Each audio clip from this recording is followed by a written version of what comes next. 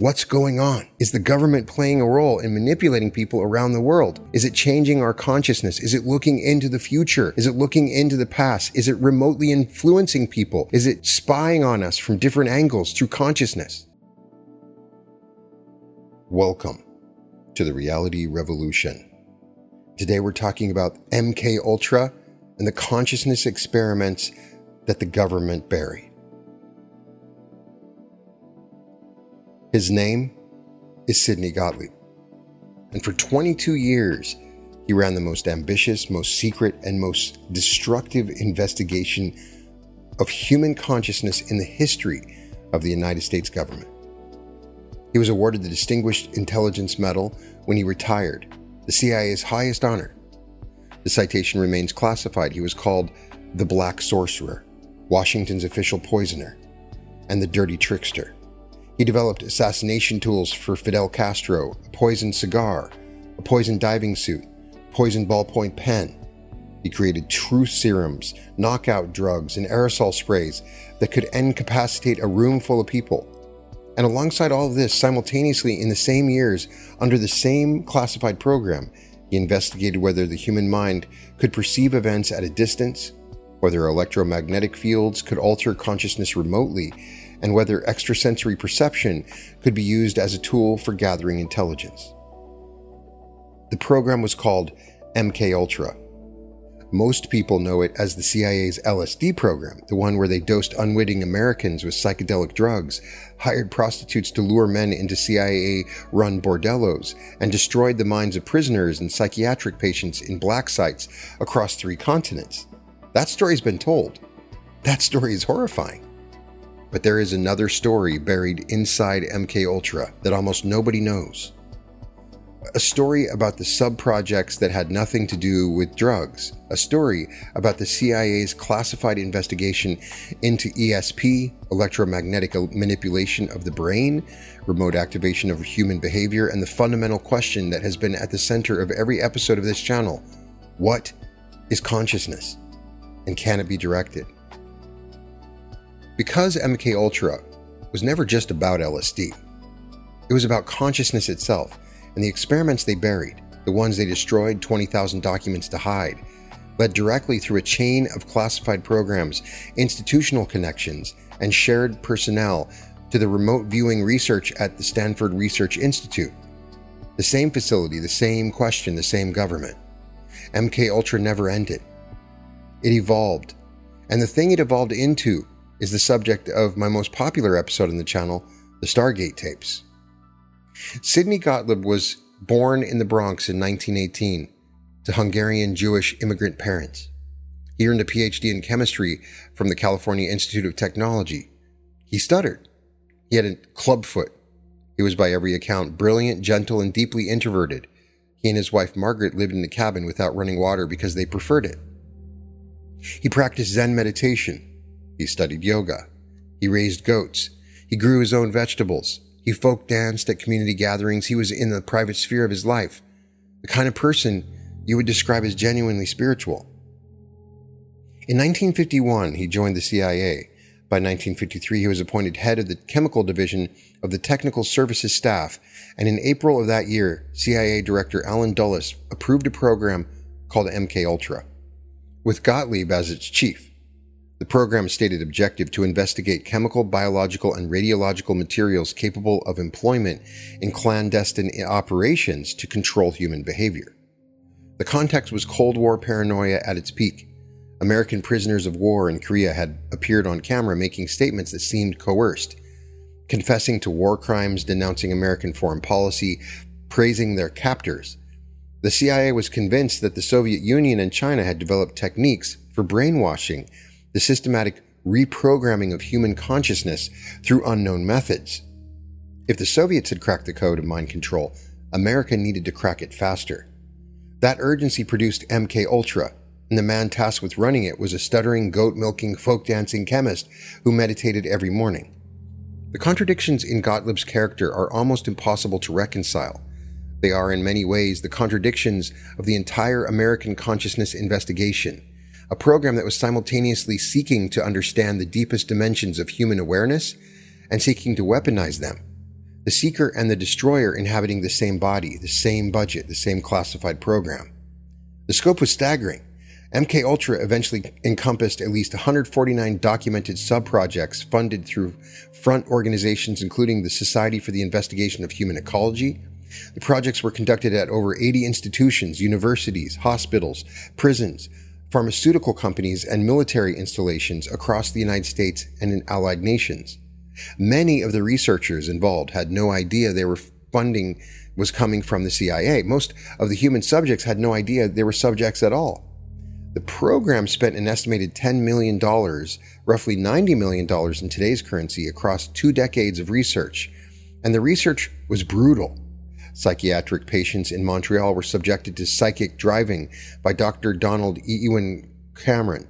Weeks of continuous playback of recorded messages while under heavy sedation, combined with massive electroshock treatments designed to de-patter the mind and build it from scratch. Prisoners at the Addiction Research Center in Lexington, Kentucky were given LSD daily for 27 consecutive days to study the effects of prolonged psychedelic exposure. Operation Midnight Climax set up CIA-run bordellos in San Francisco and New York where prostitutes lured unsuspecting men who were then secretly dosed with LSD and observed through one-way mirrors by CIA operatives drinking cocktails. And in 1953, a CIA employee named Frank Olson was given LSD without his knowledge during a retreat at Deep Creek Lodge, Maryland.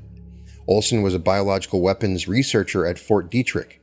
Within days of the covert dosing, his behavior changed dramatically.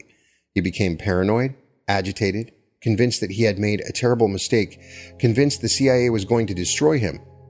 9 days later, Olson was dead, fallen or thrown from the 13th floor of the Statler Hotel in Manhattan at 2:30 in the morning.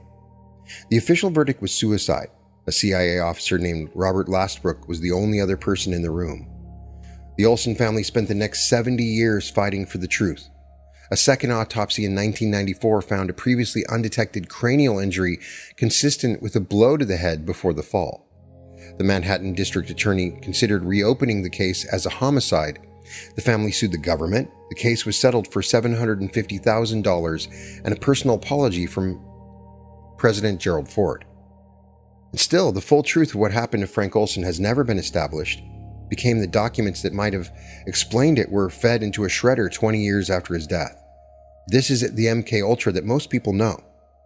The drugs, the torture, the destroyed lives, the darkness. But this is only the fraction of the story, because buried inside the 149 subprojects, most of which were destroyed, most of which will never be recovered, were experiments that had nothing to do with LSD and everything to do with the nature of consciousness itself. Subproject 136, filed in 1961. Monitor, Sidney Gottlieb. Funded through the Society for the Investigation of Human Ecology. Subject, experimental analysis of extrasensory perception to evaluate the possibility of using extrasensory perception in the intelligence field.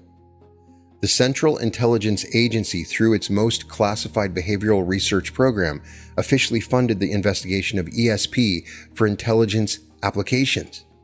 The same agency, the same program, the same director, Gottlieb, who was simultaneously running the LSD experiments and the black sites in the bordellos, was also funding research into whether human beings could perceive information through means that bypass ordinary senses. The contractor's name on the Subproject 136 is redacted. The location is redacted. The scope of the work is redacted. But the stated purpose to evaluate the possibility of using extrasensory perception in the intelligence field is preserved in the surviving documents. The CIA was investigating psychic perception as a classified intelligence tool under the umbrella of MKUltra. Subproject 119, filed in 1960. Monitor, Sidney Gottlieb. Contractor, Saul B. Sells, Texas Christian University. Subject, activation of human behavior by remote means. A review of literature and scientific developments related to the recording, analysis, and interpretation of bioelectric signals from human organism. The research had 5 stated objectives. The 5th objective, the one that should stop you in your tracks, was techniques activating the human organism by remote electronic means. Remote activation of human behavior through electromagnetic technology. Funded by the CIA. under MKUltra in 1960. The research was conducted by Drs. Mary Brazier and W. Ross Adey at the Brain Research Institute at UCLA. They had already established that the brain radiates extremely low-frequency electromagnetic waves corresponding to specific mental activities, and that these brain waves could potentially be influenced by external electromagnetic fields. The implications were clear. If you can read the brain's electromagnetic emissions, you can determine what someone is thinking. And if you can influence those emissions externally, you can alter what someone thinks. And then there's Subproject 121, subject Yoruba Witchcraft Study, African Witch Doctor Study. The CIA was studying indigenous consciousness practices from West Africa, trance states, spirit possession, remote influences through ritual, under the same classified umbrella that was investigating LSD, ESP, and electromagnetic brain manipulation. They were gathering intelligence on every known method across every culture by which consciousness could be accessed, directed, or weaponized. The picture that emerges from the surviving Subproject documents is far broader than the LSD narrative allows. MKUltra was a comprehensive, systematic investigation of consciousness across every dimension the CIA could identify: chemical, LSD, mescaline, barbiturates, scopolamine; biological, sensory deprivation, sleep manipulation and pain; electromagnetic brainwave analysis, remote activation; psychological, hypnosis, psychic driving, depatterning; and paranormal, ESP remote perception, indigenous consciousness technologies. The program was investigating the same question from every possible angle. Can consciousness be controlled, directed, and deployed as an intelligence weapon? And the subprojects continued from there. Subproject 94 investigated the manipulation of behavior through field operations. Subproject 54 was the Navy's perfect concussion program, investigating whether suboral frequency blasts could erase memory. Subproject 68, conducted by Dr. Donald Ewan Cameron at McGill University's Allen Memorial Institute in Montreal, investigated psychic driving and depatterning, the systematic destruction and reconstruction of personality through massive electroshock drug-induced comas lasting weeks, and continuous playback of recorded messages. Cameron's patients, many of them Canadian citizens who had entered the hospital for minor psychiatric complaints, were left with permanent cognitive damage. Some lost years of memory. Some lost the ability to recognize their own families. Some never recovered.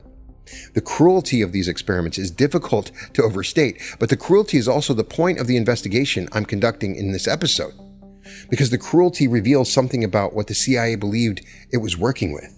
No agency spends 2 decades and tens of millions of dollars investigating something it considers trivial.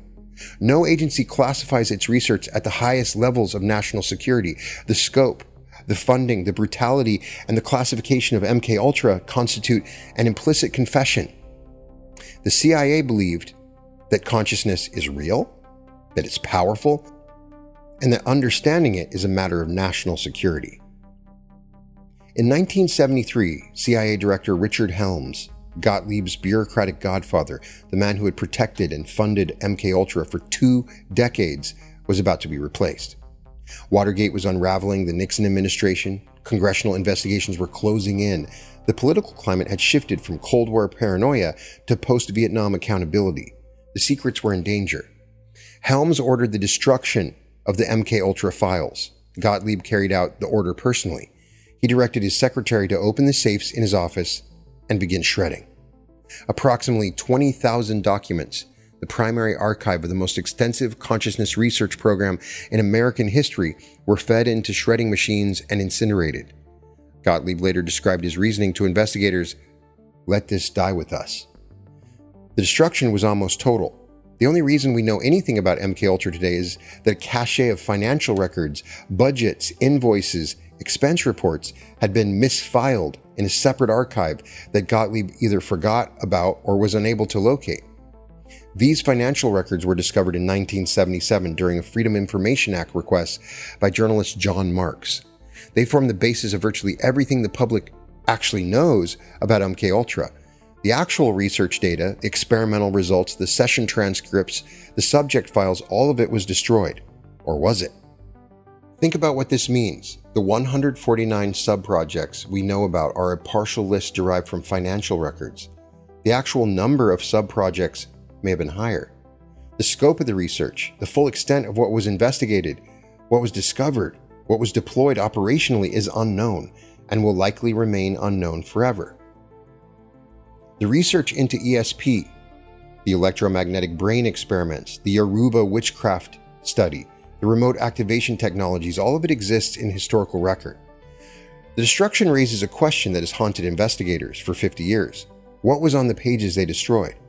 If the program had produced only failures, if the ESP experiments found nothing, if the electromagnetic research went nowhere, if the consciousness subprojects were dead ends, there would be far less reason to destroy them. You destroy records when the records contain something you are afraid the world will see. You destroy 20,000 documents when those documents describe something that could change the public's understanding of what the government knows and what it has done with that knowledge. Just because they did the research doesn't mean they don't still know this. They didn't need to hold on to those records. They may have been actively using this research to change consciousness, to manipulate people. They still may be doing this.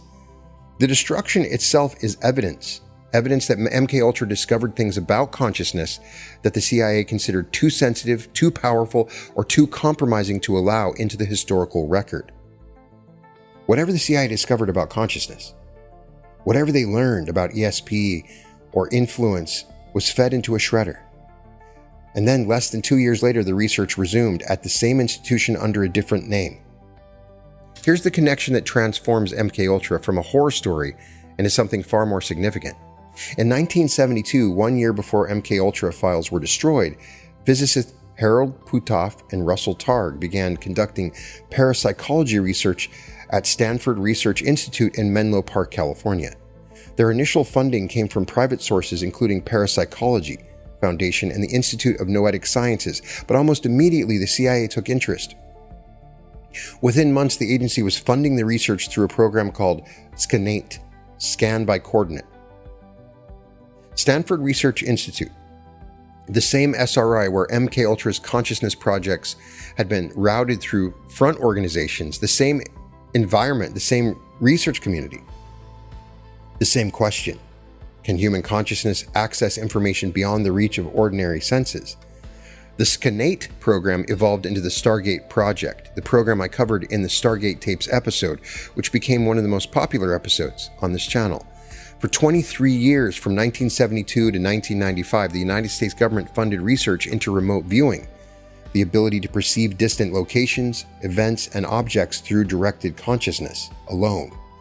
The program employed psychics like Ingo Swann, Pat Price, and Joe McMoneagle, who produced intelligence on Soviet military installations, submarine deployments, and nuclear facilities with accuracy rates that exceeded what the intelligence community could attribute to chance.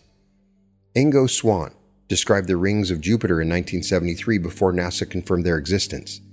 Pat Price sketched the interior layout of the Semipalatinsk nuclear facility in the Soviet Union so accurately that the CIA initially suspected him of being a spy.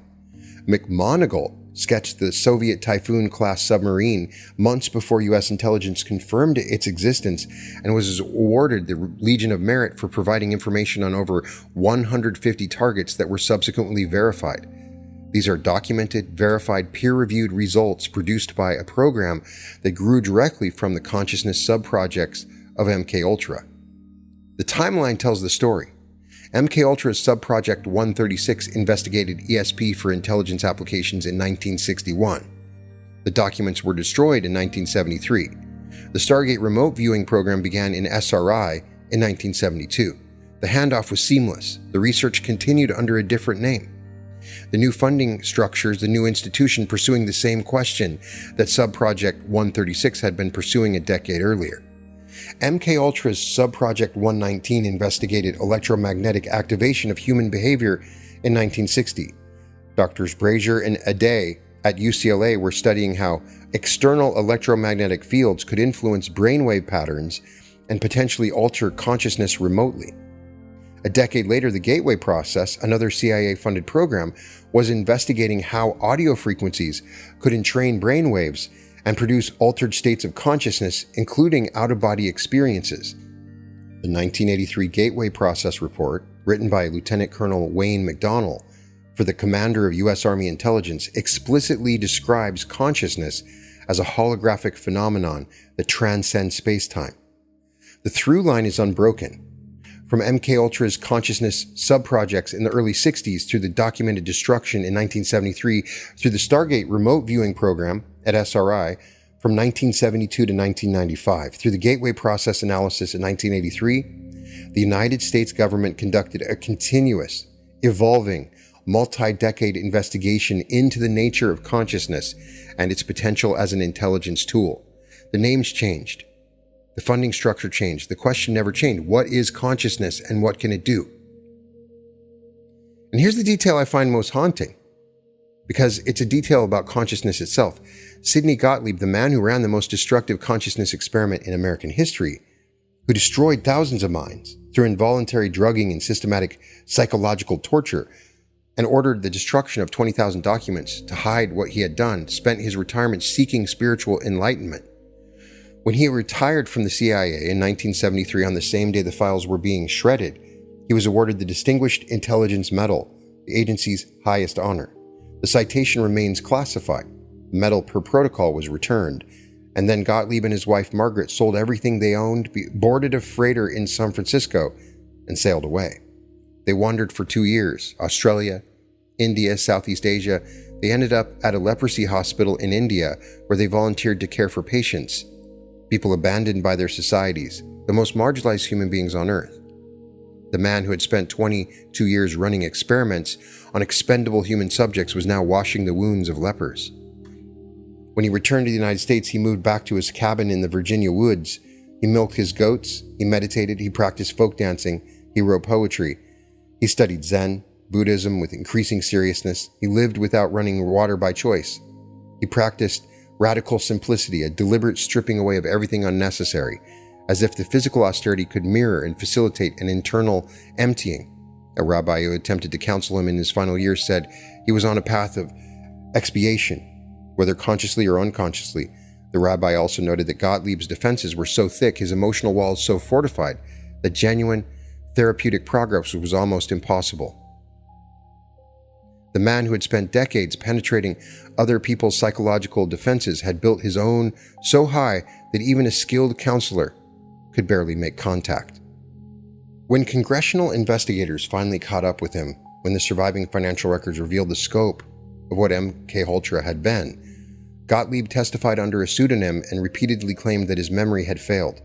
Across 40 hours of testimony protected by immunity from prosecution, he admitted to possible crimes while insisting he could remember almost nothing about them. A man who had spent decades assigning techniques for extracting information from unwilling subjects used the elementary technique of all when the questions were turned on him. He forgot. Gottlieb died on March 7, 1999 at the age of 80. He spent the last 26 years of his life attempting to atone through meditation, through service, through the deliberate cultivation of the same inner peace that his program had spent 2 decades trying to destroy in others. The irony is devastating. The man who ran America's most ambitious program to control human consciousness from the outside spent his retirement discovering that consciousness can only be transformed from within. The man who tried to break minds with chemicals and torture and electricity ended his life sitting in silence, watching his breath, seeking the same liberation that every contemplative tradition has described. Gottlieb's retirement is the consciousness payoff of MKUltra. After 22 years and tens of millions of dollars, and the destruction of countless lives, the program's own director concluded, through personal experience rather than research data, that the most powerful technology of consciousness is meditation. The most effective path to mental transformation is the one that every teacher has been teaching for millennia. I want to step back and state clearly that the combined evidence of MKUltra, Stargate, and the Gateway Process represents, because when you lay them side by side, the picture emerges is really amazing. MKUltra investigated consciousness through chemistry, and also investigated consciousness through electromagnetic means. It investigated consciousness through paranormal means. The Stargate program investigated consciousness through remote viewing. The Gateway process investigated consciousness through audio entrainment. The use of binaural beat technology. Taken together, these programs constitute the largest classified investigation of consciousness in human history, spanning 4 decades, costing hundreds of millions of dollars, involving dozens of institutions and hundreds of researchers, conducted at the highest levels of classification. The investigation asked one question in 100 different ways: is consciousness more than the brain? And this was only the American side. In 1970, United States intelligence sources estimated that the Soviet Union was spending 60 million rubles annually on psychotronic research. Check out my episode on Soviet psychotronics. The DIA assessed the Soviets were decades ahead in certain categories of psychic weapons research. Dr. Leonid Vasilev at the Leningrad Institute for Brain Research had been conducting experiments in long-distance telepathic hypnosis since the 1930s. Nida Kulagina was filmed by Soviet scientists moving objects with directed psychokinesis, experiments verified by independent observers including skeptical Western scientists. The Czech researcher Robert Pavlida built psychotronic generators, devices that allegedly stored and transmitted biological energy to influence living systems at a distance. Both superpowers independently arrived at the same conclusion: consciousness is a force that can be studied, trained, and potentially weaponized. Both spent decades and enormous resources investigating it. It couldn't have just gone away. It's my belief that they continued this research, or they had mastered it by this time. And if you look at the world, if you look at PSYOPs, if you look at the things happening in the world, it's clear that some force behind these governments around the world has figured out the ability to manipulate consciousness. My belief is that if you learn the techniques I'm teaching you, you can overcome even the things the government is doing to manipulate your consciousness. But the hypocrisy is breathtaking. And the answer across every program, every subproject that they studied, consciousness can be altered. By chemicals, it can be read electromagnetically, it can be perceived beyond the range of the senses, it can be entrained in states. The United States government has known this for 66 years or more. It classified the findings, it destroyed the documents, it told the public the psychic phenomenon are pseudoscience, while continuing to fund research into those phenomena. What's going on behind the scenes? What do they really know? What are they doing to us? How are they utilizing this technology now that it's been weaponized and utilized and advanced for many, many decades from the time that I'm reading you this information? This is all old declassified information that they act like, oh, there's nothing there. And the world acts like it shouldn't act. When people act like they shouldn't act, what's going on? Is the government playing a role in manipulating people around the world? Is it changing our consciousness? Is it looking into the future? Is it looking into the past? Is it remotely influencing people? Is it spying on us from different angles through consciousness? The question you should be asking, if consciousness is merely an epiphenomenon of brain chemistry, if it has zero power, then why did the most powerful intelligence agency on Earth spend 40 years and hundreds of millions of dollars investigating it? Why did they classify the results? When people act like it's all woo-woo, the stuff I'm talking about, when people try to say it's not important, people try to diminish the credibility of the stuff that we talk about. Why? Why did they do that? Who has the power? The classification is the confession. The destruction is the confirmation. I want to connect this directly to the work you're doing every day with me, because the implications of the government and what they discovered and hid are profound for anyone who practices manifestation, meditation, visualization, or any form of consciousness creation. When you practice the state akin to sleep and plant an imaginal scene in your subconscious, you are doing a version of what the Stargate remote viewers were trained to do, accessing information and experience beyond ordinary sensory perception. The technique is the same. The application is different. They were gathering intelligence on Soviet installations. You're gathering intelligence on the reality you're building. When you practice a meditation that shifts your brainwave state from beta to alpha to theta, you're doing a version of what the gateway process documented, using frequency to alter consciousness and access expanded states of awareness. The Monroe Institute's HemiSync technology was validated by the US Army. The meditation you practice every morning is operating the same mechanism that the Army confirmed produces out-of-body experiences and access to non-local information. Of course, scientists and others are going to say, oh, that's poppycock, that's not real, that's not true. They undermine it at every turn, but why? When you practice an activation that shifts your identity, your assumptions, your energetic baseline, you're engaging the same territory that MKUltra spent 2 decades and tens of millions of dollars investigating. The difference is the method. MKUltra was using the service to self paradigm.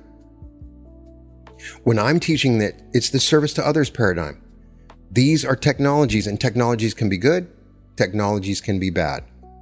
Both exist. You're seeing both sides of it.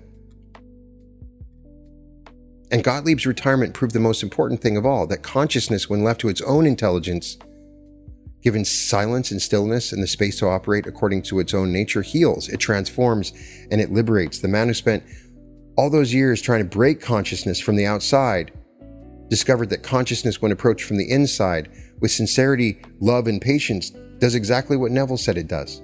It creates reality according to the state of the being who inhabits it. Gottlieb's retirement was an MKUltra experiment conducted on himself. The lesson is simple, and it's the lesson at the heart of everything on this channel. Consciousness is sovereign, cannot be controlled from the outside. It can be influenced, disrupted, chemically altered, electromagnetically stimulated, psychologically tortured. And the CIA proved all of this across 2 decades of classified research. But genuine transformation, the kind that changes a person permanently, that changes realities, the kind that Pim van Lommel documented NDE survivors, the kind that Neville described when he talked about the promise, that transformation occurs only from the inside, only through voluntary engagement of the individual with their own awareness. The government spent tens of millions of dollars to prove that consciousness is the most powerful force in the universe. And then they classified the proof and told the public it was pseudoscience. You are here because you already know the truth before the declassified documents confirm it. In 1953, the Central Intelligence Agency authorized a program to investigate whether human consciousness could be controlled. Over the next 20 years, they spent tens of millions of dollars, destroyed thousands of lives, conducted experiments at over 80 institutions across 3 continents, and produced at least 149 subprojects covering every conceivable approach to consciousness manipulation, from psychedelic chemistry to electromagnetic brain stimulation to extrasensory perception, to indigenous trance practices. In 1973, they destroyed the records. In 1972, 1 year before the destruction, the research resumed at SRI under a new name, the Stargate Project. 23 more years of classified consciousness research that produced verified intelligence hits, earned military citations, and concluded that human consciousness can perceive information across space-time through directed mental focus alone.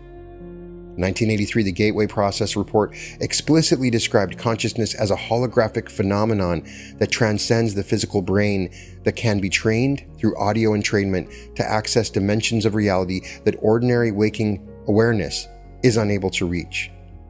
4 decades, hundreds of millions of dollars, the most powerful intelligence agency on Earth, and the conclusion reached through chemistry, electromagnetism, remote viewing, and through personal spiritual journey of the program's own director was the same conclusion, that every mystic, every sage, every teacher of consciousness has reached across the entire span of human consciousness.